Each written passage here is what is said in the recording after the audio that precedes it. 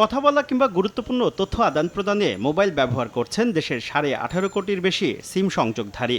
এর মধ্যে অনলাইনে কেনাকাটা বা আর্থিক লেনদেনে ইন্টারনেট ব্যবহার করছেন প্রায় 11.5 কোটি গ্রাহক। ব্রডব্যান্ড সেবায় গ্রাহক আছে আরও প্রায় 1.5 কোটি।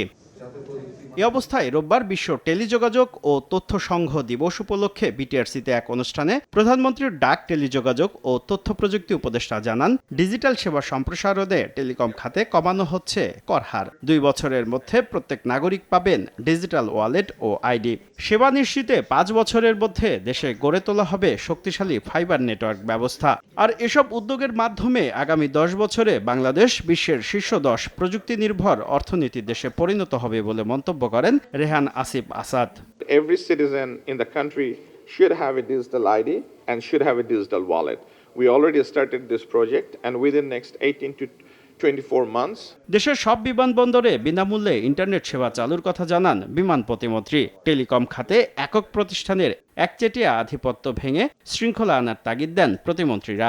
একটি কোম্পানিকে সবগুলি টায়ার দেওয়া হয়েছে। It has to be segmented. এটা কাউকে কাউকে ভাগ করে দেওয়া উচিত, যাতে একজন মনোপলি কিছু না করতে পারে। আগামী দিনে এমন পলিসি গ্রহণ করা হোক যাতে আমাদের দেশীয় ইন্ডাস্ট্রি আরও থ্রাইভ করতে পারে এবং আমরাও টেকনোলজিতে পৃথিবীর সাথে পাল্লা দিয়ে আমাদের দেশকে এগিয়ে নিয়ে যেতে পারি। শুধু শহর নয়, প্রান্তিক পর্যায়ে ডিজিটাল সেবা পৌঁছে দিতে কাজ চলছে বলে জানান ডাক, টেলিযোগাযোগ ও তথ্য প্রযুক্তি মন্ত্রী। পাহাড়ি অঞ্চল, অত্যন্ত এলাকার জনগণ যেন দ্রুত, নির্ভরযোগ্য, অন্তর্ভুক্তিমূলক ও নিরাপদ ডিজিটাল সেবার সমান সুযোগ পায়, আমাদেরকে সুনির্দিষ্টভাবে তা নিশ্চিত করতে হবে। এ সময় অপতথ্যের বিষয়ে জনসাধারণকে সচেতন হওয়ার আহ্বান জানান সমাজ কল্যাণ প্রতিমন্ত্রী ফারজানা শারমিন। শুভ খান, সময় সংবাদ, ঢাকা।